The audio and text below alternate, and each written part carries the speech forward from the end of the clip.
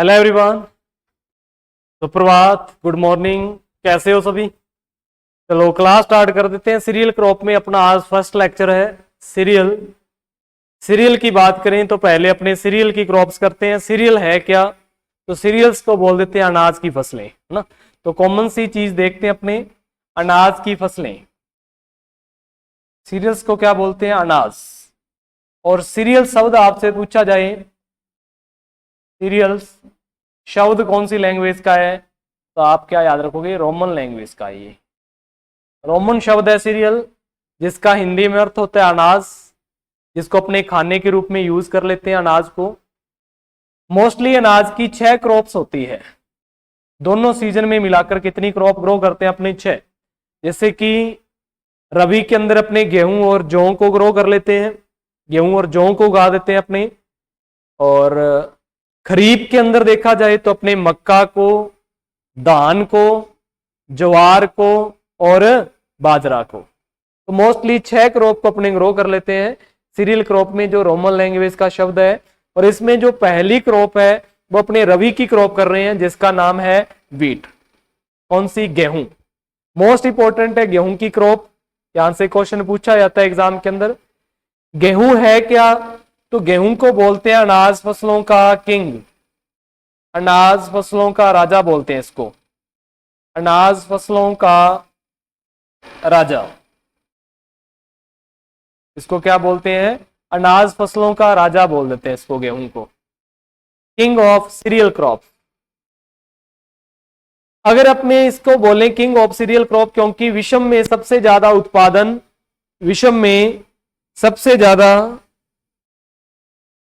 उत्पादन, उत्पादक अपने उत्पादन के साथ एरिया एंड उपभोग, कंजप्शन, वो किसका होता है? गेहूं का होता है। विश्व में सबसे ज्यादा उत्पादन, उपभोग और कंजप्शन कौन सी क्रॉप का होता है? गेहूं का। तो गेहूं को बोलते हैं अनाज फसलों का किंग बोल देते हैं। इसके कॉमन सा परिचय अपने देख लेते हैं कि क्या क्या इसके अंदर अपने पढ़ेंगे, क्या क्या चीजें हैं इसके अंदर। तो नॉर्मल जनरल इंट्रोडक्शन के अंदर मैंने आपको ज्यादातर क्लासिफिकेशन में बातें मैंने आपको करवा दी है, ठीक है ना। ज्यादातर क्लासिफिकेशन में बातें आपको मैंने करवा दी है, फिर भी आपको रिवाइज करवा देता हूं। अगर अपने इसके बोटेनिकल नेम की बात करें, वानस्पतिक नाम की, ये होता है इसका बोटेनिकल नेम ट्रिटिकम स्पीसीज। क्या होता है? ट्रिटिकम स्पीसीज होता है।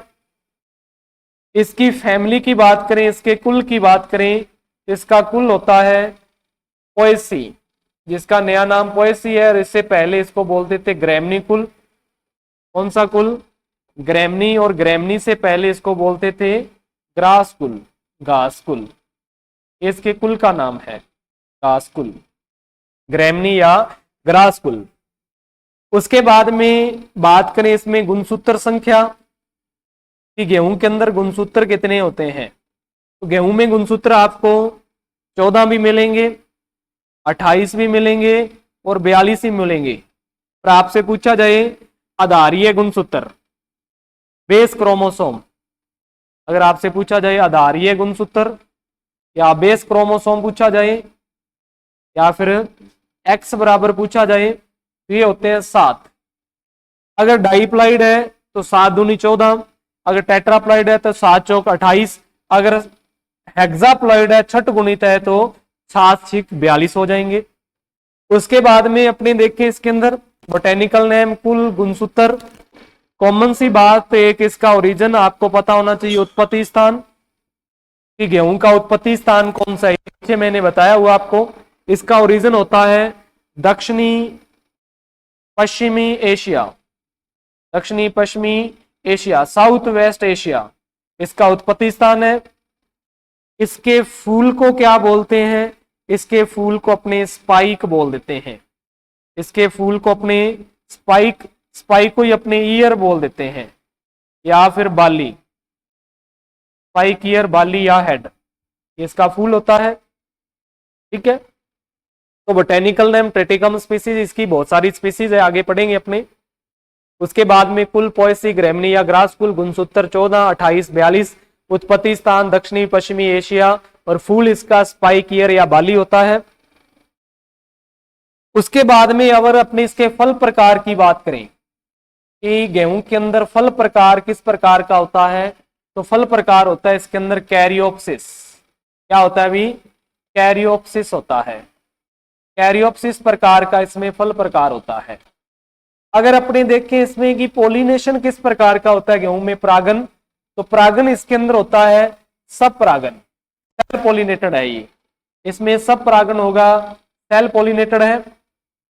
अगर अपने देखें इसके अंदर अंकुरन, इसके अंदर अंकुरन किस प्रकार का होगा, जर्मिनेशन, तो एक ऐसी क्रॉप है हाइपोजियल जर्मिनेशन वाली क्रॉप है, मतलब जो कोटिल्डन होते हैं, बीज पत्र होते हैं, वो भूमि के ऊपर नहीं आते हैं, हाइपोजियल जर्मिनेशन होता है। और अपनी बात करें तो कैसा प्लांट है, तो ये लॉन्ग डे प्लांट है, मतलब बड़े दिन का पौधा है, लॉन्ग डे C3 प्लांट है, मतलब C3 चक्कर होता है इसके अंदर, मतलब पहला उत्पाद इसके अंदर PGA फॉस्फोगिल्सरिक एसिड बनता है, लॉन्ग डे प्लांट है। उसके बाद रवि सीजन का, रवि सीजन की तोषण जलवायु का प्लांट है, रबी सीजन में तोषण शीतोष्ण जलवायु का पौधा है, टेम्परेट क्लाइमेट का प्लांट है ये कॉमन सी बातें हैं इसके अंदर, अगर आप याद रखोगे गेहूं के अंदर कॉमन सी बातें कौन कौन सी है, तो फल प्रकार, कैरियोप्सिस, परागन, सब परागन हो गया। ठीक है, बता देंगे भी लास्ट में, मैंने बता दूंगा आपको। देखो बीच में मैं आपको ये बताने स्टार्ट कर दूंगा पनीर के बारे में, पनीर मैंने करवा दिया ऑलरेडी, आप क्लासें देखिए वहां पर बताया हुआ है सारी चीजें। ठीक है, कमेंट में देखने आऊंगा तो ये पार्ट छूट जाएगा, मैं पनीर पर चला जाऊंगा अभी। ठीक है, मैं आपको पहले भी बताया था ये बात, लास्ट के अंदर कोई भी डाउट हो आपको मैं हर क्लास के अंदर 10 मिनट का टाइम देता हूं लास्ट के अंदर।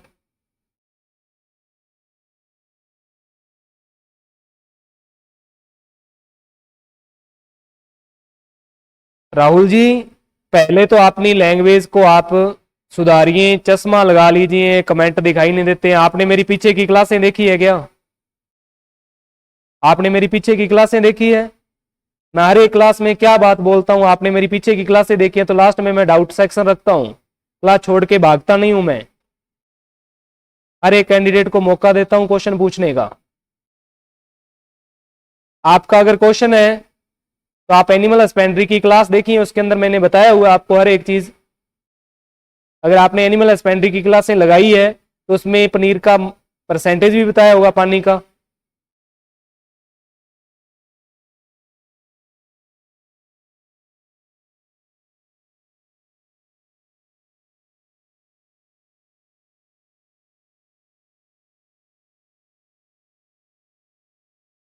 किस नाम से आपकी आईडी? राहुल कुमार से ही है क्या? तो देखिए, तो ऐसे बिना मतलब के कमेंट क्यों कर रहे हो? देखिए, तो मैंने आपको बोला नहीं है कितनी बार कि आपका कोई डाउट हो लास्ट में पूछ लेना, कोई भी डाउट हो। ये डिस्टरबेंस आपको ही हो रही है, मेरे को थोड़ी हो रही है। कोई चीज ऐसी होगी जो इंपॉर्टेंट होगी, मैं इस बीट में से बताना भूल जाऊंगा आपको। क्रॉप अपनी कौन सी चल रही है? क्रॉप अपना पार्ट एग्रोनॉमी का चल रहा है, आप क्वेश्चन पूछ रहे हो एनिमल हस्बेंड्री के। अगर आपका एनिमल हस्बेंड्री का क्वेश्चन है तो लास्ट में पूछ लीजिए उसको।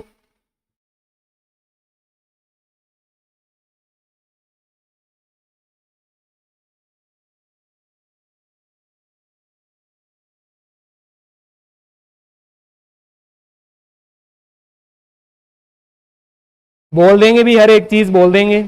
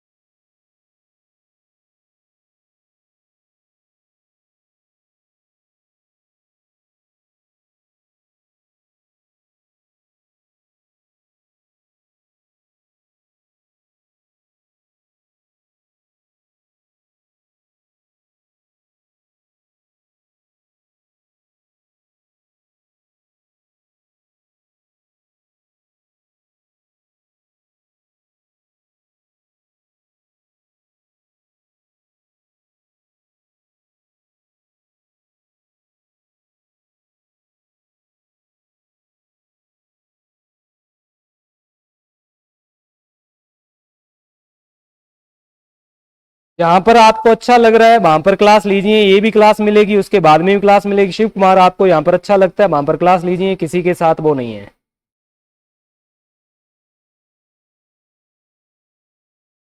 ठीक है।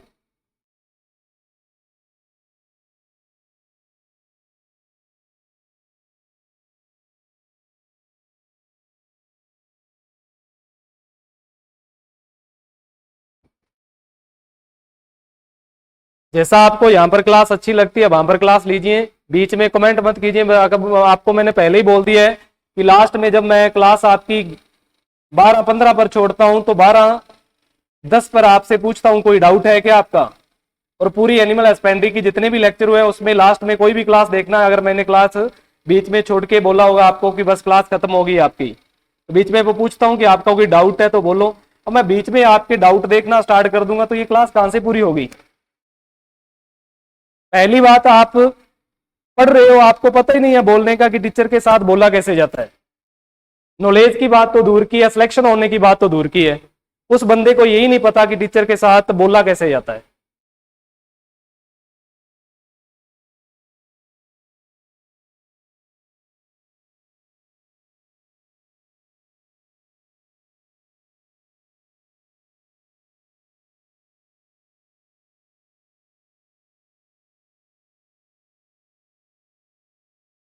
मैंने जो लिखवाया है वो मैं आपको ऑथेंटिक डाटा दूंगा आईसीआर का। अब यूपी टीजीटी ने क्या माना उसका मुझे नहीं पता, बोर्ड चाहे कोई भी माने। आईसीआर का डाटा विद प्रूफ दूंगा आपको मैं। क्वेश्चन की लैंग्वेज और हो सकती है।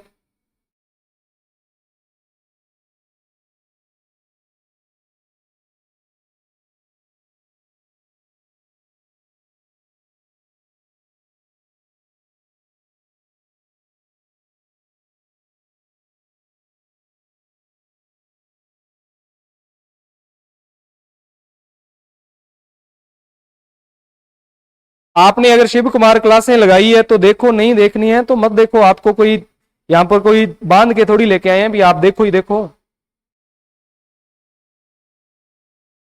जिसको लगानी है लगाओ, जिसको नहीं लगानी है ना लगाओ।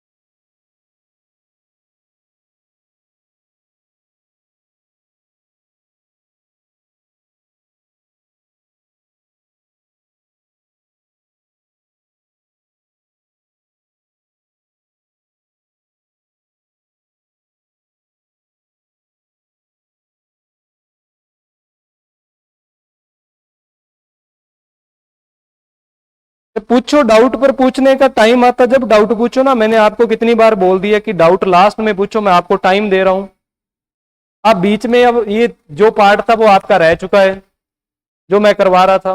बोटेनिकल नेम होता है ट्रिटिकम एस्टिवम, फैमिली होती है पोएसी या ग्रेमनी या ग्रासफुल, क्रोमोसोम होते हैं 14, 28 या 42, ओरिजिन होता है इसका साउथ वेस्ट एशिया, इनफ्लोरोसेंस को बोलते हैं स्पाइक ईयर या हेड। ठीक है। इतनी डीप से आपको करवाया जाता है, इतना कोई नहीं करवाता आपको। मैं करवाऊंगा आपको बीट, और उसके पहले आपने जो बीट पढ़ा है वो बीट देख लेना, और एक मैं करवाऊंगा उसके बाद की बीट देख लेना आप। ठीक है। करवाने को तो 2 लेक्चर में करवा दिया या फिर 6 लेक्चर में करवाऊंगा आपको। उसके बाद में फ्रूट का टाइप कैरियोप्सिस, पोलिनेशन है सेल पोलिनेशन, जर्मिनेशन होता है हाइपोजियल, लॉन्ग डे प्लांट है, सीथी प्लांट है रबी सीजन का, और टेम्परेट प्लांट, टेम्परेट क्लाइमेट का प्लांट है ये।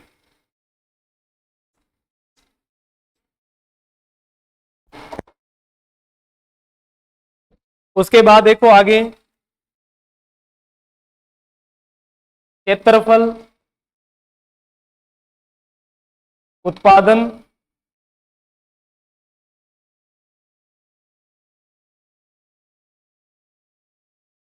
विश्व का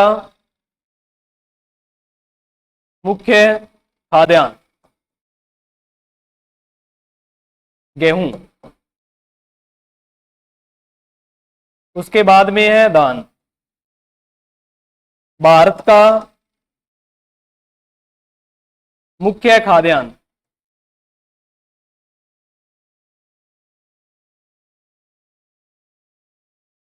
धान। धान के बाद में है गेहूं। विश्व का मुख्य खाद्यान्न गेहूं है, भारत का मुख्य खाद्यान्न धान है। मतलब विश्व में सबसे ज्यादा गेहूं को खाया जाता है, भारत में सबसे ज्यादा धान को खाते हैं लोग। भारत में सबसे ज्यादा किसको खाते हैं? धान को। उसके बाद में विश्व में क्षेत्रफल और उत्पादन, क्षेत्रफल, एरिया, उत्पादन, प्रोडक्शन, और उत्पादकता, प्रोडक्टिविटी। उत्पादकता, प्रोडक्टिविटी। अगर अपने main food crops of world की बात करें तो व्हीट है, अगर main food crops of India की बात करें तो वो राइस है। Area, production and productivity. अगर अपने बात करें पहले विश्व की, वर्ल्ड की, तो विश्व के अंदर क्षेत्रफल, एरिया, क्षेत्रफल एरिया किसका है? तो इंडिया लीडिंग है, भारत सबसे ज्यादा उगाता है गेहूं को। प्रोडक्शन किसका है? उत्पादन। उत्पादन किसका है? तो उत्पादन है चाइना का, चीन का। चीन के बाद इंडिया सेकंड रैंक पर है। प्रोडक्टिविटी, उत्पादकता, मिस्र की है, इजिप्ट की। ये डाटा लिख लेना आप कि विश्व में क्षेत्रफल, उत्पादन और उत्पादकता। तो विश्व में क्षेत्रफल में भारत है, उत्पादन के अंदर चीन है, और उत्पादकता में मिस्र है।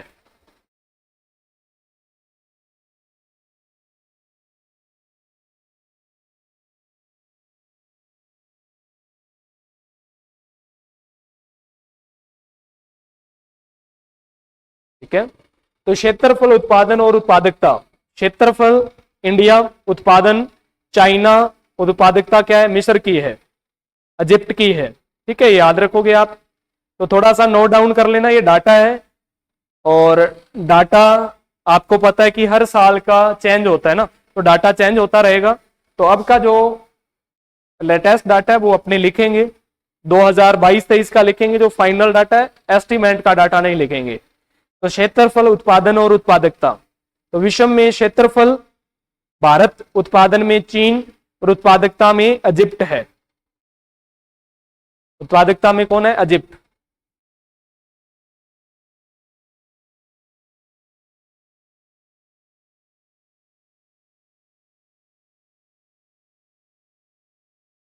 ठीक है, आगे देखते हैं अपने नेक्स्ट। उसके बाद में क्षेत्रफल, उत्पादन, उत्पादकता भारत के अंदर, भारत में, भारत में क्षेत्रफल, भारत में उत्पादन, प्रोडक्शन और प्रोडक्टिविटी पर हेक्टर उत्पादन, उत्पादकता, प्रोडक्टिविटी, कौन से राज्य लीडिंग है? तो क्षेत्रफल में उत्तर प्रदेश, उत्पादन में भी उत्तर प्रदेश, और प्रोडक्टिविटी में कौन है? तो प्रोडक्टिविटी में है पंजाब। कौन है? पंजाब।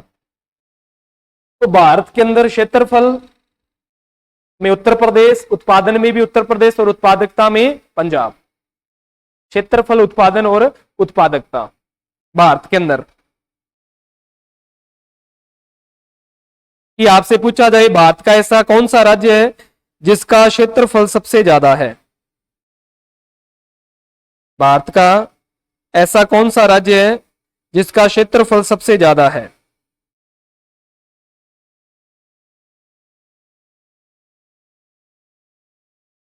ठीक है, उत्तर प्रदेश, मध्य प्रदेश और पंजाब। उत्पादन में देखा जाए तो यूपी, एमपी और हरियाणा।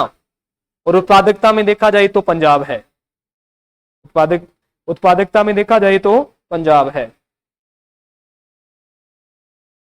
उसके बाद में अगर अपने स्टैटिक्स की बात करें कि भारत के अंदर गेहूं का कुल क्षेत्रफल कितना है, गेहूं का कुल क्षेत्रफल, तो भारत के अंदर गेहूं का कुल क्षेत्रफल कितना है, यह है 31.8 मिलियन हेक्टर।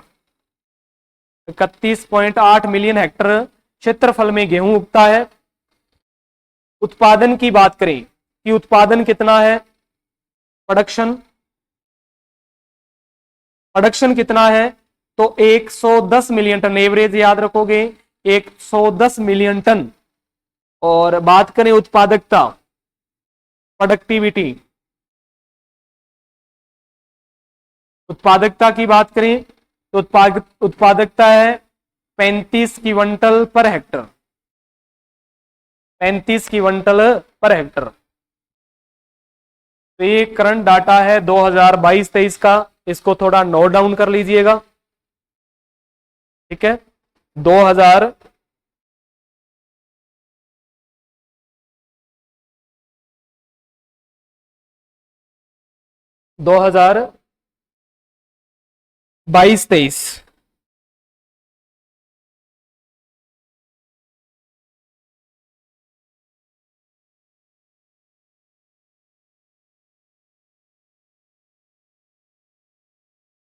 ठीक है, क्षेत्रफल उत्तर प्रदेश का, उत्पादन उत्तर प्रदेश, उत्पादकता पंजाब की। क्षेत्रफल 31.8 मिलियन हेक्टर, उत्पादन 110 मिलियन टन और उत्पादकता 35। सबसे ज्यादा उत्पादकता पंजाब की है और पंजाब की उत्पादकता आपको याद रखनी है तो 50 क्विंटल। एक हेक्टर में कितना निकालता है Punjab, 50 quintal. 50 quintal per hectare. Average Bharat की उत्पादकता कितनी है, 35 क्विंटल है। एवरेज भारत की उत्पादकता कितनी है, 35 क्विंटल है। और क्षेत्रफल 31.8 मिलियन हेक्टर है, उत्पादन कितना है 110 मिलियन टन, उत्पादकता कितनी है 35 क्विंटल। पर सबसे ज्यादा पंजाब की है और पंजाब एक हेक्टर में 50 क्विंटल पर हेक्टर का उत्पादन करता है। उसके बाद में बीट की कुछ स्पीसीज जिसके बारे में आपको पता ही होना चाहिए, यहां से हर बार एग्जाम के अंदर क्वेश्चन आता ही आता है, तो वो देखते हैं अपने कौन कौन सी स्पीसीज है। 5 स्पीसीज मोस्ट इंपोर्टेंट है, पीछे मैंने आपको लिखवाया था। ब्रेड गेहूं, ब्रेड गेहूं को और क्या बोलते हैं, कॉमन व्हीट बोल देते हैं। कॉमन व्हीट, कॉमन गेहूं, या इसी को बोलते हैं मैक्सिकन गेहूं, क्योंकि ये मैक्सिको से इंट्रोड्यूस हुआ था। मैक्सिकन गेहूं, मैक्सिकन गेहूं, मैक्सिकन गेहूं बोलते हैं। इसका अगर आपसे बोटेनिकल नेम पूछा जाए, इस गेहूं का बोटेनिकल नेम क्या है, तो आप लिखोगे ट्रिटिकम एस्टिवम। Triticum aestivum.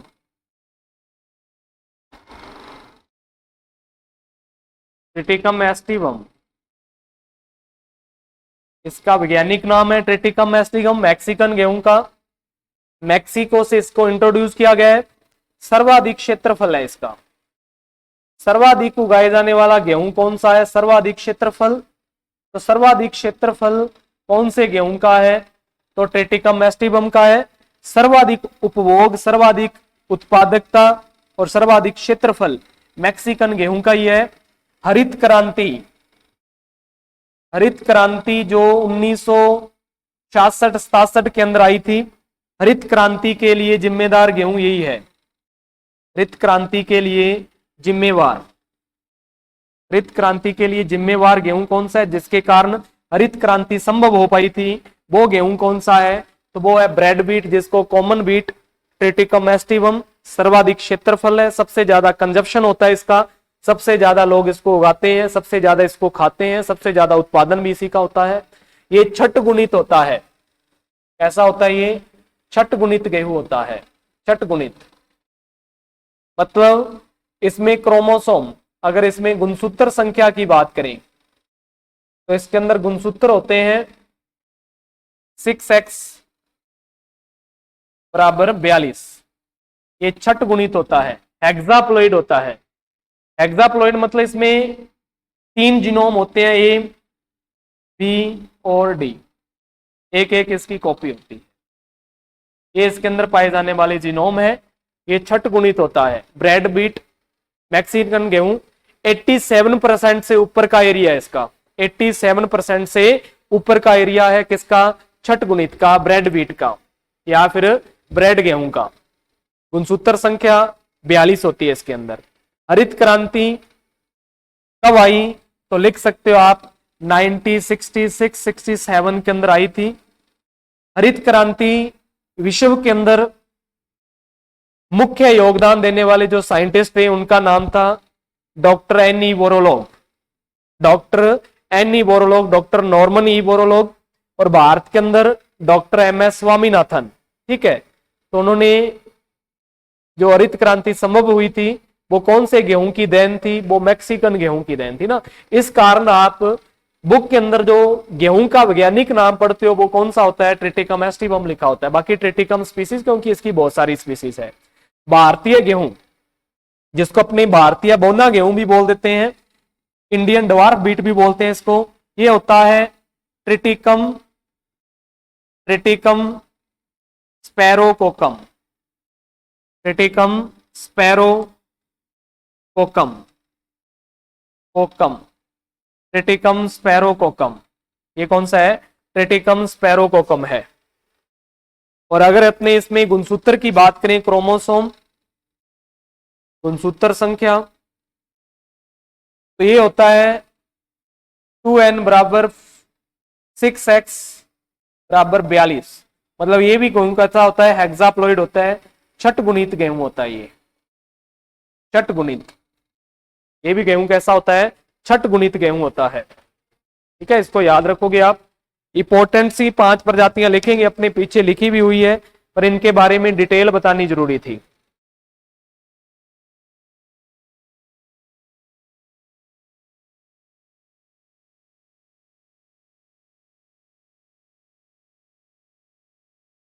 उसके बाद में मकरोनी या ड्यूरम गेहूं, या इसी को बोल देते हैं काठिया गेहूं। इसी को क्या बोल देते हैं, इसी को अपने काठिया गेहूं बोल देते हैं, काठिया गेहूं, काठिया गेहूं। ठीक है, मकरोनी गेहूं की बात करें तो मोस्ट इंपोर्टेंट है इसका बोटेनिकल नेम, जो बहुत बार एग्जाम में रिपीट हो गया है कि काठिया गेहूं का वानस्पतिक नाम क्या है, तो ट्रिटिकम ड्यूरम है। क्या है, ट्रिटिकम ड्यूरम, इसलिए इसको ड्यूरम बीट बोल देते हैं, ट्रिटिकम ड्यूरम।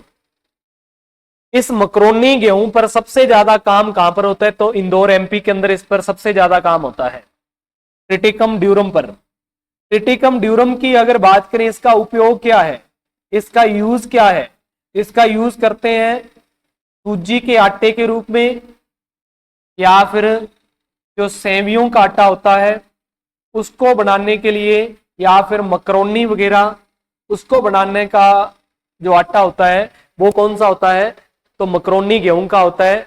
इसका एरिया भी लगभग 4 से लेकर 12% तक इसका एरिया आपको मिल सकता है। इमर गेहूं की बात करें अपनी, इमर गेहूं, तो इमर गेहूं भी मोस्ट इंपोर्टेंट है। अगर इस गेहूं के बारे में अपने बात करें, इसके गुणसूत्र की, क्रोमोसोम गुणसूत्र संख्या, ये चतुर्गुणित होता है। गुणसूत्र क्या होते हैं, 2n 4x बराबर 28 क्रोमोसोम होते हैं। मतलब ये टेट्राप्लॉइड होता है, मतलब ये चतुर्गुणित होता है, चतुर्गुणित होता है ये, मतलब टेट्राप्लॉइड होता है ये। Triticum dicoccum, Triticum dicoccum, Triticum dicoccum, Triticum dicoccum emmer wheat है।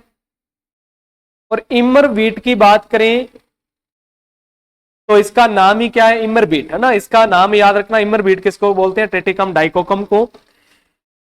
इसका एरिया मतलब 1% के लगभग है, 1% एरिया ही होता है इसका। अगर अपने इसके बात करें गुणसूत्र की, इसमें क्रोमोसोम कितने होते हैं, तो इसमें 2x 4x बराबर 28, मतलब ये भी क्या है, टेट्राप्लॉइड है, चतुर्गुणित है, ये भी टेट्राप्लॉइड है।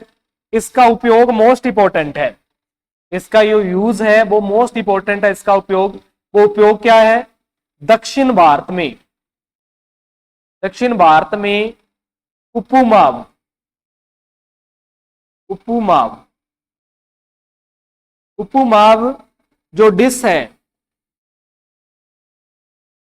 वो कौन से गेहूं से तैयार करते हैं, जैसे तमिलनाडु आंध्र प्रदेश में, तो वो कौन सा गेहूं यूज करते हैं, तो ट्रेटिकम डाइकोकम का यूज करते हैं, इमर गेहूं का, जिसकी डिश बहुत अच्छी बनती है, जो दक्षिण भारत के अंदर फेमस है, जिसका नाम होता है उपुमाव डिश, ये डिश तैयार करने में।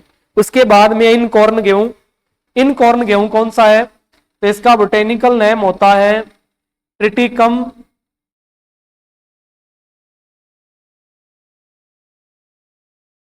Triticum मोनोकोकम, Triticum मोनोकोकम, Triticum मोनोकोकम। और ट्रिटिकम मोनोकोकम की बात करें तो इसमें गुणसूत्र, गुणसूत्र बराबर 2n 2x, ये डाइप्लाइड होता है। कितने क्रोमोसोम होते हैं, 14 होते हैं। कितने, 14, तो 14 ही क्रोमोसोम होते हैं इसके अंदर, कितने, 14 क्रोमोसोम, ये आप याद रखोगे। तो ये 5 स्पीसीज सबसे इंपॉर्टेंट है, और इनमें से सबसे इंपॉर्टेंट जो आज तक सबसे ज्यादा बार पूछी गई है वो है मकरोनी गेहूं। वो कौन सी है, मकरोनी गेहूं है। और मकरोनी गेहूं का एक ही क्वेश्चन पूछता है कि मकरोनी गेहूं का वानस्पतिक नाम क्या है, कि मकरोनी गेहूं को क्या बोलते हैं, तो मकरोनी गेहूं का वानस्पतिक नाम होता है ट्रिटिकम ड्यूरम। क्या होता है, ट्रिटिकम ड्यूरम। बाकी इसकी और स्पीसीज है, किसको क्या बोलते हैं वो अपने अभी करेंगे। इन 5 को आपने इंपॉर्टेंट करके याद करना है, यहां से क्वेश्चन एग्जाम के अंदर ज्यादातर पूछे गए हैं। बाकी स्पीसीज देख सकते हैं आप। क्रोमोसोम नंबर, ये कौन सा है, ये द्विगुणित है, द्विगुणित। द्विगुणित के अंदर कितने क्रोमोसोम, 2n बराबर 2x बराबर 14 होते हैं, 14 क्रोमोसोम। टेट्राप्लॉइड जिसको आप चतुर्गुणित बोल देते हो, चतुर्गुणित, इसके अंदर क्रोमोसोम कितने होते हैं, इसमें होते हैं 28 क्रोमोसोम। और हेक्साप्लॉइड जिसको आप छठ गुणित बोल देते हो, छठ गुणित, इसके अंदर क्रोमोसोम कितने होते हैं, तो इसके अंदर क्रोमोसोम होते हैं 42, 42 क्रोमो। तो गेहूं के अंदर 14 क्रोमोसोम भी मिलेंगे, 28 भी मिलेंगे, 42। वो आपको देखना है कि स्पीसीज कैसी है। अगर डाइप्लाइड है तो 14 मिलेंगे, अगर टेट्राप्लाइड है तो 28 मिलेंगे, अगर हेक्साप्लाइड है तो 42। और जो अपने खाते हैं वो हेक्साप्लाइड ही है, 42 क्रोमोसोम वाली है, जो मैक्सिकन गेहूं अपने यूज करते हैं। उसके बाद में ओरिजिन ऑफ एस, उत्पत्ति स्थान, कि गेहूं का उत्पत्ति स्थान कौन सा है, गेहूं का उत्पत्ति स्थान कौन सा है, तो गेहूं का ओरिजिन की अगर बात करें डाइप्लाइड, तो ये तो है स्पीसीज के आधार पर। कॉमन आपको क्या याद रखना है, सामान्य क्या आएगा, तो सामान्य लिखा होगा दक्षिणी पश्चिमी एशिया, दक्षिणी पश्चिमी एशिया, ये तो इसका उत्पत्ति स्थान है। कॉमन अगर सीधा लिखा जाएगा। अगर उसने प्लाइडी के आधार पर पूछ लिया कि द्विगुणित किस्मों का ओरिजिन कौन सा है, एशिया माइनर है। टेट्राप्लाइड का एबिसीनिया, नॉर्थ अफ्रीका। और हेक्साप्लाइड छठ गुणित का कौन सा है, सेंट्रल एशिया है। कौन सा, सेंट्रल एशिया। तो डाइप्लॉइड जो भी स्पीसीज तैयार हुई है वो कहां से ओरिजिनेट है, कहां से उत्पत्ति है उनकी, तो एशिया माइनर से। टेट्राप्लॉइड की एबिसीनिया या नॉर्थ अफ्रीका, और हेक्साप्लॉइड की सेंट्रल एशिया। हेक्साप्लॉइड की कौन सी है, सेंट्रल एशिया है। तो ओरिजिन प्लेस सीधा कॉमन अगर पूछा गया तो दक्षिणी पश्चिमी एशिया है। कौन सा है, दक्षिणी पश्चिमी एशिया। तो ये आप ओरिजिन याद रखोगे किसके, गेहूं के। उसके बाद में एक क्लासिफिकेशन है गेहूं का। अगर अपने बात करें डाइप्लॉइड की, कि जो द्विगुणित किस्में हैं, द्विगुणित स्पीसीज वो कितनी है? तो मात्र दो ही स्पीसीज है। कितनी स्पीसीज है? दो ही स्पीसीज है द्विगुणित। गेहूं की द्विगुणित स्पीसीज कितनी है? दो ही है। कौन कौन सी है? तो ट्रिटिकम बोइटिकम है। कौन सी? ट्रिटिकम बोइटिकम। एक तो ये है ट्रिटिकम बोइटिकम, जिसको अपने ट्रिटिकम एग्लोपोइडस के नाम से भी जानते हैं। दूसरी आपको लिखवा दिया मैंने, ट्रिटिकम मोनोकोकम, जिसको अपने आइनकॉर्न गेहूं बोलते हैं, और इसको बोलते हैं वाइल्ड आइनकॉर्न, जंगली आइनकॉर्न बोल देते हैं। इसमें एक ही जीनोम होता है, ए जीनोम, और उसकी एक कॉपी होती है। ठीक है, जीनोम की बात करें तो ये कौन सा है? वाइल्ड आइनकॉर्न है। तो दो ही स्पीसीज है किसकी? तो दो स्पीसीज है अपने डाइप्लॉइड की, जिसमें क्रोमोसोम आपको मात्र कितने मिलेंगे? 14 ही मिलेंगे, 14 क्रोमोसोम। एक तो टेटिकम बोइटिकम है, एक पीछे इंपोर्टेंट अपने लिख के आए थे टेटिकम मोनोकोकम, जो पूछी जा सकती है कि निम्न में से डाइप्लॉइड स्पीसीज कौन सी है? तो टेटिकम मोनोकोकम। इसका अन्य नाम भी पूछा जाता है, कॉमन नाम लोकल लैंग्वेज की। आइन कॉर्न गेहूं किसको बोलते हैं? टेटिकम मोनोकोकम को। वाइल्ड आइड कॉर्न किसको बोलते हैं? टेटिकम बोइटिकम को। उसके बाद में टेट्राप्लॉइड। टेट्राप्लॉइड कितनी स्पीसीज है सर? 7 है। टेट्राप्लॉइड कितनी है? 7 प्रजातियां टेट्राप्लॉइड है, जिसमें कितने क्रोमोसोम होते हैं? 28 होते हैं। कितने? 28। कौन कौन सी है? तो ये देख सकते हैं आप, टेटिकम डाइकोकोइडस है, जिसको वाइल्ड इमर बोल देते हैं। इसमें दो जीनोम होते हैं, ए और बी। और टेटिकम डाइकोकम जो पीछे अपने लिख के आए हैं, मोस्ट इंपोर्टेंट है ये। और इसको इमर बीट बोल देते हैं कि इमर बीट का वानस्पतिक नाम क्या है? इसमें भी दो ही जीनोम होंगे। उसके बाद में ट्रिटिकम ड्यूरम, मोस्ट इंपोर्टेंट है ट्रिटिकम ड्यूरम। कौन सी है ये? तो ये है मकरोनी गेहूं। कौन सी है? मैक्रोनी गेहूं है, जिसका बोटेनिकल नेम सबसे ज्यादा बार पूछा गया है। उसके बाद में है ट्रिटिकम पर्सिकम। कौन सी? ट्रिटिकम पर्सिकम, इसको पर्शियन बीट बोल देते हैं। और एक है ट्रिटिकम टर्गिडम। कौन सी? ट्रिटिकम टर्गिडम, इसको रिवेट बीट बोल देते हैं। क्या बोलते हैं इसको? Rivet wheat. और एक है ट्रिटिकम पोलोनिकम। कौन सी? पोलोनिकम, इसको पोलिस बीट के नाम से जानते हैं। और एक लास्ट की है ट्रिटिकम टाइमोफेबी। कौन सी? टाइमोफेबी। तो टीमोफेबी, इसको अपने टीमोफेबी के नाम से जानते हैं। इसमें भी दो ही जीनोम होते हैं, ए और बी। ठीक है, ये 7 स्पीसीज है, नोट आप कर सकते हैं।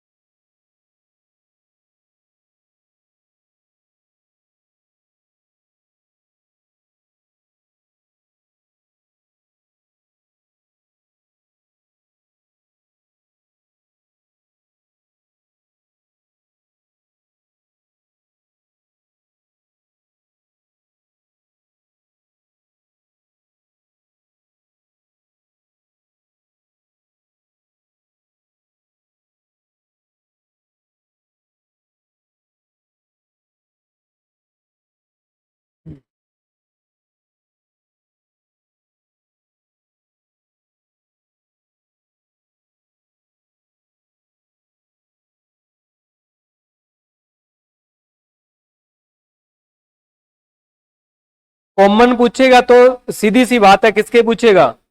अपने जो उगाते हैं सबसे ज्यादा ट्रिटिकम एस्टिवम को, तो 42 क्रोमोसोम बताना आपने। हाँ बिल्कुल रोक दिया अभी, नोट करने के लिए बिल्कुल रोका गया है ना। आइन कॉर्न का बहुत कम उगाते हैं आइन कॉर्न को, और खाने के रूप में ज्यादातर यूज कर लेते हैं इसका, बहुत कम एरिया होता है। हाँ स्लो है, जिसने नोट करना वो नोट कर सकता है आराम से।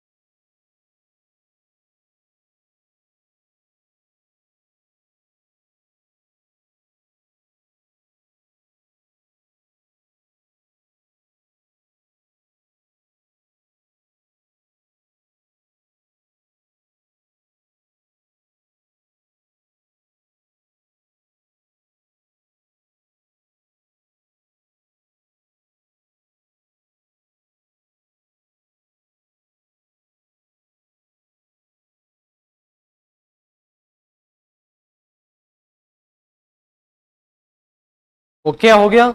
चलो आगे देखते हैं अपने नेक्स्ट देखो हेक्साप्लॉइड। हेक्साप्लॉइड मतलब छठ गुणित। छठ गुणित जिसमें कितने क्रोमोसोम होते हैं? 42 होते हैं। इसकी मात्र 5 ही स्पीसीज है, 5 ही प्रजाति है, 5 स्पीसीज है भी, 5 ही प्रजाति है। वो देखते हैं कौन कौन सी है। मोस्ट इंपोर्टेंट ट्रिटिकम एस्टिवम, इसको अपने कॉमन और ब्रेडवीट बोल देते हैं। क्या बोलते हैं? कॉमन और ब्रेडवीट। इसमें 3 जीनोम होते हैं, ए बी डी। कितने? A B D. उसके बाद ट्रिटिकम कॉम्पैक्टम। कौन सी? ट्रिटिकम कॉम्पैक्टम। इसको बोलते हैं क्लब बीट, या इसी को बोल देते हैं इंग्लिश बीट। इंग्लिश बीट भी बोल देते हैं इसको। क्या बोलते हैं? इंग्लिश बीट भी बोल देते हैं। इसमें भी वही 3 जीनोम। उसके बाद ट्रिटिकम स्पैरोकोकम, ये अपना भारतीय गेहूं है। Dwarf wheat, Indian dwarf wheat बोल देते हैं इसको। इसमें भी वही 42 क्रोमोसोम। ट्रिटिकम स्प्लेटा, इसको स्प्लिट बीट बोल देते हैं। और ट्रिटिकम माका, इसको माका बीट बोल देते हैं। इन सभी के अंदर कितने? 42 क्रोमोसोम होते हैं। इन सभी में कितने होते हैं? 42 क्रोमोसोम। ट्रिटिकम माका।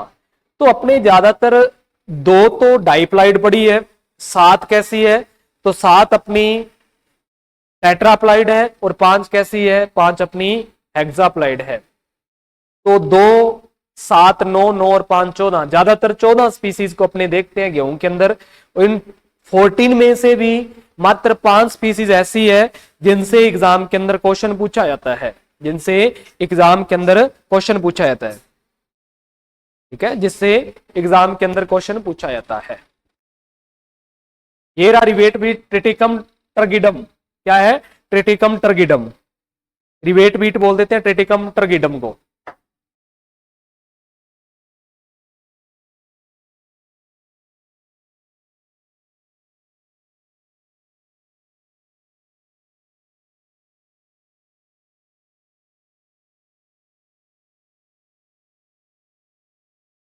ठीक है, ट्रिटिकम टर्गिडम ये होता है रिवेट बीट।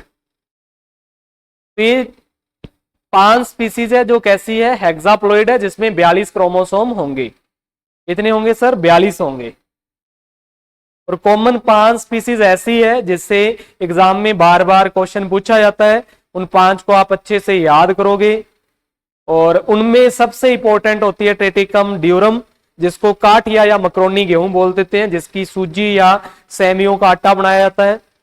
तो वो बीट सबसे इंपॉर्टेंट होती है, जो आज के पहले ट्रिटिकम एस्टिवम के अलावा जिसका बोटेनिकल नेम पूछा गया है वो ट्रिटिकम ड्यूरम का सबसे ज्यादा बार पूछा गया है। उसके बाद में ये अपना रूट सिस्टम पूरे प्लांट का अपने मॉर्फोलॉजी करेंगे। वह शर्त ये है कि आप ध्यान लगा के रखना, आपको हर एक चीज याद हो जाएगी, बस ध्यान आपका होना चाहिए। पहले अपने स्टार्ट करते हैं सीड से, पहले अपने स्टार्ट करते हैं बीज से। सीड बीज, ये है गेहूं का बीज। गेहूं के बोलते हैं कैरियोप्सिस बोल देते हैं। क्या बोलते हैं? कैरियोप्सिस बोल देते हैं। गेहूं के सीड को क्या बोलते हैं? कैरियोप्सिस बोल देते हैं। क्या बोलते हैं? कैरियोप्सिस। इस सीड को अपने क्या करेंगे? डेप्थ के अंदर बोएंगे, सोइंग करेंगे। इसकी क्या करेंगे? सोइंग करेंगे, बिजाई करेंगे लगभग 5 से 6 सेंटीमीटर तक। इस सीड को इसके अंदर यहां पर बो दिया। ये लो सीड। आपको मैंने बताया था कि सीड के 2 भाग होते हैं। एक तो होता है प्ल्यूमूल, एक तो क्या होता है? प्ल्यूमूल होता है। प्ल्यूमूल जिससे तना निकलता है, ऊपर तने का निर्माण होता है। एक होता है सर रेडिकल। क्या होता है? एक रेडिकल जिससे किसका निर्माण होता है? जड़ का निर्माण होता है। जिससे किसका निर्माण होता है? जड़ का। तो पहले अपने बात करें कि सीड अपने बो दिया। सीड को उचित नमी मिलेगी, टेम्परेचर मिलेगा, जो भी उसको चाहिए, जो उसको रिक्वायरमेंट है, वो मिलने पर वो सीड क्या होगा? स्फुटित होगा, मतलब अंकुरण होगा। तो अंकुरण होगा तो पहले जड़ें निकल जाएगी, उसके बाद तना निकल जाएगा। किस प्रकार का जर्मिनेशन हो गया ये? सर ये जर्मिनेशन होगा हाइपोजियल, क्योंकि सीड के ऊपर जो भी कोटिल्डोन है वो भूमि के ऊपर नहीं आएगा, हाइपोजियल होगा। उसके बाद जो जड़ें अपने इस भ्रूण से निकल रही है, भ्रूण से मतलब बीज से निकल रही है या रेडिकल से निकल रही है, इन जड़ों को बोलते हैं सर सेमिनल जड़। क्या बोलते हैं इनको? सेमिनल जड़ बोल देते हैं, सेमिनल इनका नाम होता है। हिंदी के अंदर इनको बोल देते हैं मौलिक जड़। हिंदी के अंदर इसको क्या बोलते हैं? मौलिक जड़। इसी मौलिक जड़ को अपने अस्थाई जड़ बोल देते हैं, टेम्परेरी रूट। और क्या बोलते हैं इसको? प्राइमरी रूट बोल देते हैं, प्राथमिक जड़ बोल देते हैं। क्या बोलेंगे? प्राथमिक जड़ बोलेंगे इसको। अस्थाई क्यों बोला सर? क्योंकि इनका जीवन काल मात्र 21 से 22 दिन का है, उसके बाद में अपने आप मिट्टी में मिल जाएगी। तो जो प्राइमरी रूट होती है, प्राथमिक जड़ या मौलिक जड़, ये क्या करती है? प्रारंभिक अवस्था में, मतलब नर्सरी अवस्था में, जब पौधा छोटा होता है, नर्सरी अवस्था में भूमि से इस प्लांट को क्या प्रोवाइड करवाएगी? पोषक तत्व, न्यूट्रेंट प्रोवाइड करवाएगी, और क्या? पानी। तो स्टार्टिंग के अंदर पानी या न्यूट्रेंट देने का काम किसका होता है? मौलिक जड़ का। अब मौलिक जड़ क्या है? धीरे धीरे मिट्टी में मिल जाएगी लगभग 20 से 22 दिन के अंदर। अब अपना यहां पर है भूमि का सरफेस, इस सरफेस पर पहली गांठ बनेगी। ये लो एक गांठ बना दी अपने, इस गांठ का नाम होता है, इसको बोल देते हैं आधार गांठ। इसको क्या बोल देते हैं? आधार गांठ बोल देते हैं, या इसको इंग्लिश में बोलते हैं बेस नोड। इस आधार गांठ से भूमि के अंदर इस प्रकार क्राउन बनाती हुई, जैसे क्राउन को बनाए अपने इस प्रकार क्राउन बनाती हुई, मतलब क्राउन ताज बनाती हुई जड़ें निकलती है। इसका नाम क्या रख दिया? क्राउन जड़ रख दिया। कौन सी जड़ होगी? क्राउन जड़। क्राउन जड़ कब निकली है? प्राथमिक जड़ के बाद, मतलब सेकेंडरी है। इसको अपने क्या बोल देंगे? द्वितीयक जड़ बोल देंगे। क्या बोल देंगे? द्वितीयक जड़। उसके बाद में इस जड़ की बात करें तो इस जड़ को अपने हिंदी के अंदर और क्या बोल देते हैं? चंदेरी जड़। चंदेरी जड़ बोल देते हैं, शीर्ष जड़ भी बोल देते हैं इसको। और क्या बोलते हैं इसको? इसको बोलते हैं स्थायी जड़। क्योंकि जब तक प्लांट को अपने काटेंगे नहीं, तब तक भूमि से पानी, भूमि से पोषक तत्व कौन सी जड़ उपलब्ध करवाएगी? ये क्राउन रूट। कौन सी जड़? Crown root. तो क्राउन रूट कौन सी रूट है जो 21 से 25 दिन में निकल आती है? तो इसके निकलने का टाइम क्या होता है? 21 से 25 दिन होता है। कितना? 21 से 25। नष्ट होने का टाइम जब अपने गेहूं को काटते हैं, जब सूख जाएगा गेहूं, उस टाइम ये नष्ट हो जाएगी। मतलब लगभग 120 दिन के अंदर ये सूखती है जाके, क्राउन रूट। अब यहां से क्वेश्चन पूछा गया है, 2-3 क्वेश्चन मोस्ट इंपॉर्टेंट। पहली चीज क्या कि ये क्राउन रूट कहां पर निकलती है, ये क्वेश्चन पूछा गया है। तो यहां पर सीड था, सीड के कहां पर? ऊपर। यहां पर मिट्टी है, मिट्टी के कहां पर? नीचे। ये क्वेश्चन पूछा गया है। तो क्राउन रूट कहां पर निकलती है? बीज के ऊपर, बीज के ऊपर वह मिट्टी के नीचे। बीज के ऊपर वह मिट्टी के नीचे। बीज के ऊपर वह मिट्टी के नीचे। कब निकलती है? 21 से 25 में। यहां पर इस अवस्था को बोलते हैं क्राउन जड़ निर्माण या CRI अवस्था, क्राउन रूट इनिशिएशन। कब आता है? 21 से 25 में। यहां से क्वेश्चन पूछा जाता है कि गेहूं में क्रांतिक अवस्था, किसकी क्रांतिक अवस्था? सिंचाई की। सिंचाई की क्रांतिक अवस्था कौन सी है? क्राउन रूट इनिशिएशन है, CRI अवस्था है। अब CRI अवस्था कोई क्राउन रूट की अपने सिंचाई की क्रांतिक अवस्था क्यों माना CRI को? देखो, ये अपनी ऊपर की मिट्टी और ये अपनी है जड़ें। इस मिट्टी का और इस जड़ का मात्र अंतर सा 1 से लेकर 2 सेंटीमीटर। इन दोनों के बीच में कितना गैप है? 1 से 2 सेंटीमीटर।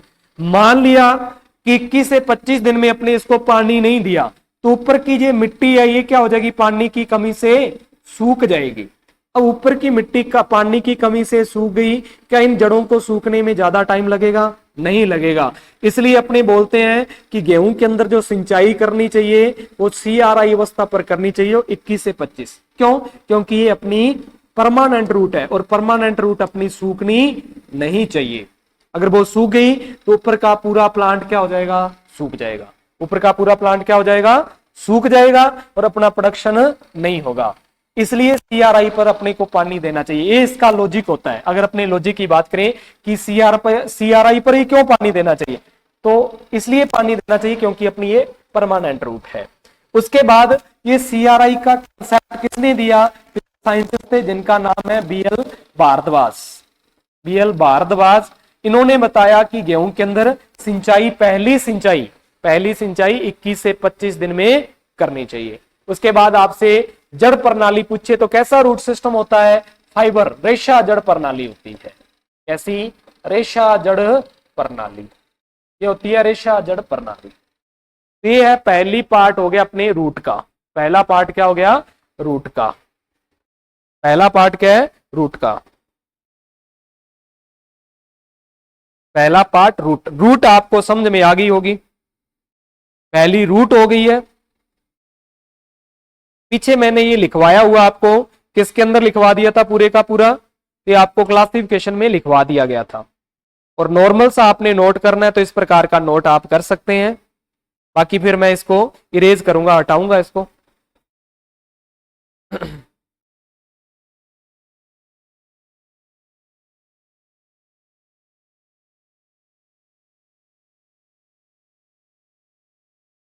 उसके बाद देखो, उसके बाद अपने देखें तो जड़ बनने के बाद में ऊपर तना बनना स्टार्ट होता है। जड़ बनने के बाद ऊपर तना बनना स्टार्ट होता है, तो ये तना है, तना। तो अपने अगले पेज पर मैं आपको तना बना के बता देता हूं कि तना, ये लो, यहां पर जड़ें, जड़ों के बाद ये तना। आपने देखा होगा यहां पर नोड, फिर नोड, बीच में से खोखला जिसको कलम बोल देते हैं। इस प्रकार से तना बनता है गेहूं का। ये नोड है, नोड मतलब ये गांठ है, और ये भी नोड, ये भी क्या है? गांठ है। दो गांठ के बीच का ये सरफेस, ये एरिया, इसको बोलते हैं इंटरनोड। इसको क्या बोलते हैं? इंटरनोड बोल देते हैं, इंटरनोड। तो तने का निर्माण किससे होता है? गांठ, जड़ के बाद में क्या है? तना। तो तना किससे मिलकर बनता है? गांठ व नोड प्लस इंटरनोड, गांठ व इंटरनोड से। नोड प्लस इंटरनोड से मिलकर क्या बनता है? तना बनता है। ठीक है ना? तने का निर्माण पूछा जाए आपसे किससे मिलकर होगा, तो गांठ और इंटरनोड से मिलकर होगा।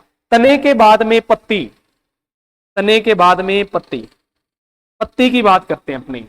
ये अपना प्लांट, उसके बाद यहां पर वैसे ही तने का निर्माण कर दिया आपने। ये लो ऊपर की ओर, यहां पर मान लिया कि पत्तियां निकल गई है। संकरी पत्तियां होती है, पतली पत्तियां होती है, आपको पता है संकरी पत्तियां, ये पत्तियां है। पत्ती का ये पार्ट जो तने के साथ चिपका हुआ है, यहां से चिपकी होती है ना इस प्रकार से पत्ती, और ये हवा में लहरा रहा पार्ट।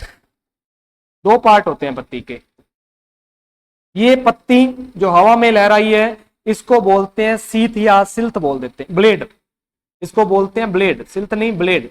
इस पार्ट को क्या बोलते हैं? ब्लेड। तो ये पार्ट जो चिपका हुआ है तने के साथ, इसको सीथ या सिल्थ, ठीक है, सीथ या सिल्थ। तो पत्ती किससे मिलकर बनती है? तो ब्लेड पार्ट होता है इसके अंदर जो हवा में लटकता है, और ये कौन सा होता है? सिल्थ पार्ट होता है। इनके मिलकर क्या बनती है? पत्ती।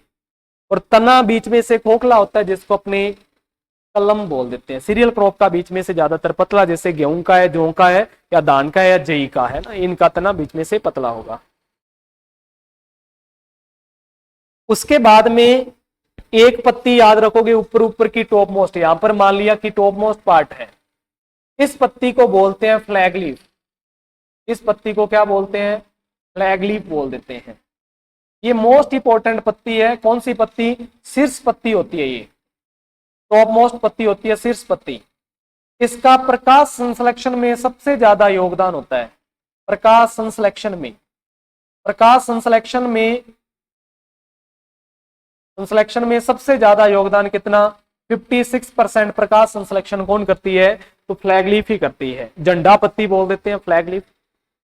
इस फ्लैग लीफ के ऊपर बाली आती है, मान लिया कि ये बाली आ गई है, ईयर आ गया, इसको बोल देते हैं अपने स्पाइक। इसको क्या बोलते हैं? अपने स्पाइक बोल देते हैं। इसको क्या बोलेंगे? स्पाइक बोलेंगे। ये स्पाइक है, ये क्या है? स्पाइक। एक है स्पाइक। स्पाइक तो अपनी स्पाइक तक रोकेंगे। आगे के दो पार्ट बच गए हैं, वो होता है कैरियोप्सिस का, दो छिलके होते हैं, दो छिलके। एक का नाम होता है लीमा, लीमा, एक का नाम होता है पेलिया।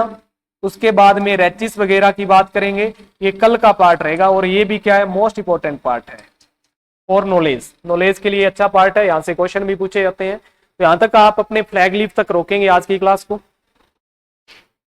ठीक है। तो मॉर्फोलॉजी कर रहे हैं अपने पूरे प्लांट की।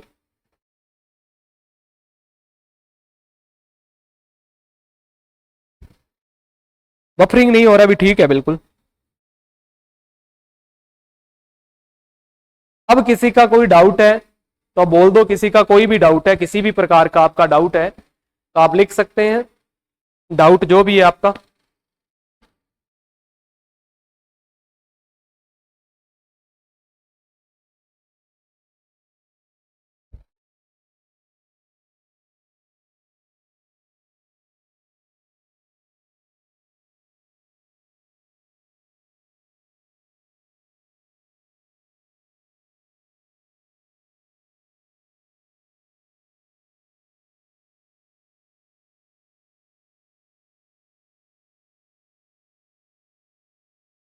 ठीक है दुर्गेश, धन्यवाद।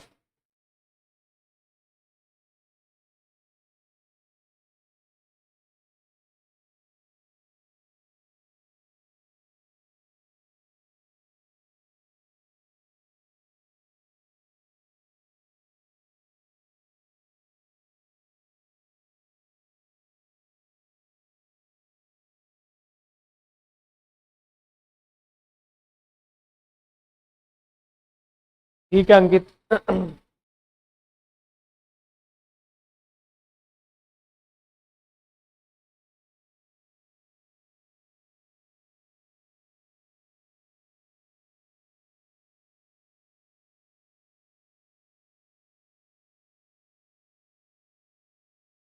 जीनोम मतलब अगर छठ गुणित है तो उसमें 3 जीनोम होंगे, 3 जीनोम होंगे और 3 उसकी कॉपी होगी तो वो छठ गुणित होगा। अगर 2 जीनोम होंगे तो वो टेट्राप्लॉइड, एक जीनोम होगा तो वो डाइप्लॉइड हो जाएगा। 23-24 का जैसे ही डाटा आएगा तो आपको लास्ट में करवा दिया जाएगा देवेंद्र, ठीक है। पूरा है एकदम प्रॉपर। रागी को भी सीरियल में ही पढ़ते हैं अभी, पर बहुत कम उगाते हैं इसलिए कम पढ़ते हैं अपने, ठीक है। ठीक है, भी धीरे पढ़ा देंगे।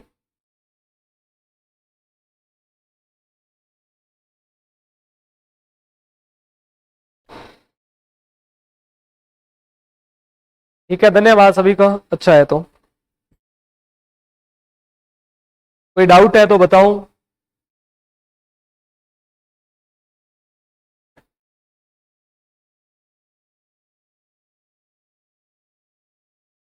ठीक है अंकित। वो पीछे किसी ने पूछा था पनीर के अंदर, तो मिनिमम जो नमी होती है पनीर के अंदर वो कितनी होती है, 34 से लेकर 36% ही होती है, वो आपको मैंने करवाई हुई है और इतनी आईसीआर के डाटा में दी हुई है।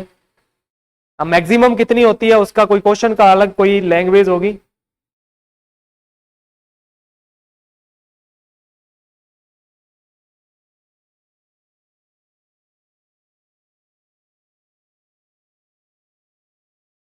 ठीक है, आराम से पढ़ाएंगे, बिल्कुल आराम से।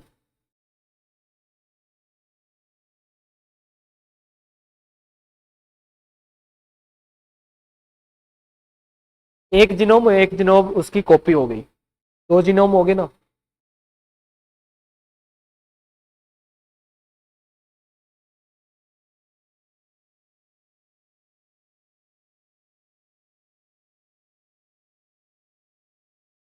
ठीक है, चलो कल का अपना लेक्चर मोस्ट इंपॉर्टेंट होगा तो कल की क्लास भी अच्छे से लगाना। चलो मिलते हैं अपने कल की क्लास में, धन्यवाद सभी का, पढ़ते रहिए, खुश रहिए, जय हिंद सभी को।